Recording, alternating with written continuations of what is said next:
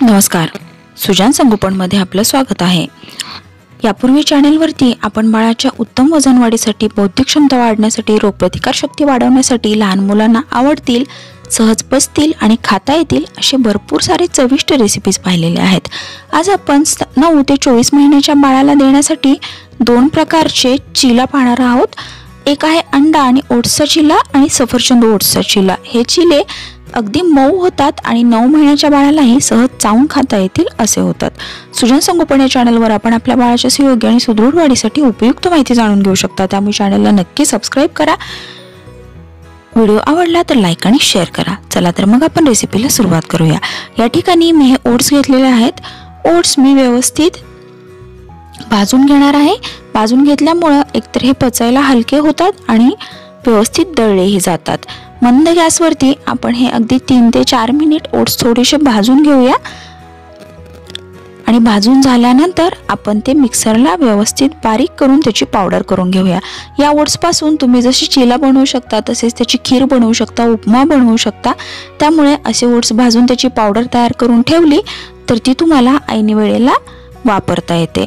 Oats हे protein, carbohydrate, fibre, calcium, iron चा खूप चांगला स्रोत असतात। ओट्स हे एक हाय न्यूट्रिशन फूड म्हणून उपयोगी ठरतं। आता पावडर तयार झाल्यानंतर आपण याचा सफरचंद आणि ओट्सचा चिला बनवूया। या ठिकाणी मी एक सफरचंद किसून घेतलेला आहे। आता ह्या किसलेल्या सफरचंदामध्ये आपण साधारण 2 चमचे ही ओट्सची पावडर घालून घेऊया आणि ते व्यवस्थित मिक्स करून घेऊया। मिक्स करण्यासाठी मी याच्यामध्ये थोडंसं दूध घालते आहे।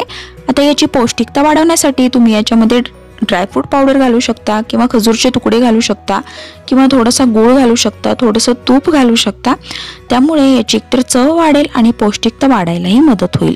आता हे जसं आपण ॲपल फ्लेवरमध्ये बनवतो त्याचप्रमाणे इतर फळांच्या फ्लेवरमध्येही तुम्ही ते बनवू शकता किंवा भाजींच्या फ्लेवरमध्येही तुम्ही हे असे चिला बनवू शकता।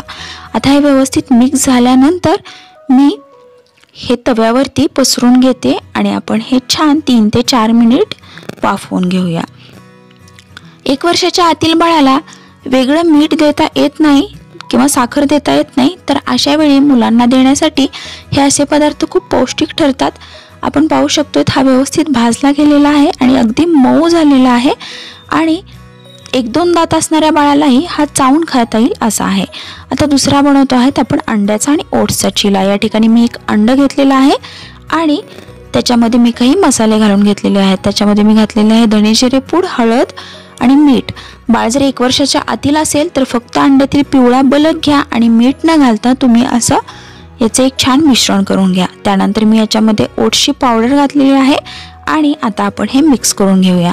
माझा मुलगा थोडासा मोठा आहे त्यामुळे मी त्याच्यामध्ये मीठ घातलेलं आहे आणि एक पूर्ण अंड घेतलेलं आहे। तुमचं बाळ जर 1 वर्षाच्या आतील असेल तर बाळाला अंड्यातील पांढरा बलक देऊ नका, फक्त पिवळा बलक आणि धणे जिरे पूड, हळद घालून तुम्ही असं चिला बाळासाठी बनवू शकता।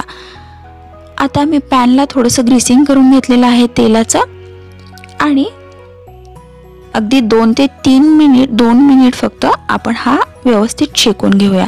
अगदी झटपट हा तयार होतो, चवीला खूप छान लागतो आणि एक पूरक आहार, परिपूर्ण आहार म्हणून तुम्ही बाळाला हे देऊ शकता। याच्यातून एखादं धान्य आणि त्याच्या सोबतचा एक पदार्थही बाळाच्या पोटामध्ये जातो आहे। अगदी 9-10 महिन्याच्या बाळालाही हा चावता येईल असा मऊ असा चिला तयार होतो।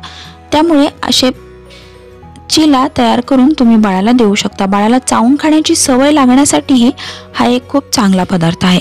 सुजान संगोपन या चॅनलवर आपण आपल्या बाळाच्या सुयोग्य आणि सुदृढ वाढीसाठी उपयुक्त माहिती जाणून घेऊ शकता। जसे की उन्हाळ्यात, हिवाळ्यात, पावसाळ्यात बाळाची कशी काळजी घ्यावी, लहान मुलांची बौद्धिक क्षमता, रोगप्रतिकार शक्ती, वजन कसं वाढवावं, गरोदरपणात आईची आणि बाळाची कशी काळजी घ्यावी, बाळंतिणीची कशी काळजी घ्यावी, लहान मुलांसाठी भरपूर साऱ्या चविष्ट आणि पौष्टिक रेसिपीज, बाळाच्या विकासातील खूप साऱ्या महत्त्वपूर्ण गोष्टी, लहान मुलांचा अभ्यास कसा घ्यावा, खेळ कसे असावे याबद्दलचे भरपूर सारे उपयुक्त माहितीचे व्हिडिओज आपण चॅनलवरती पाहू शकता।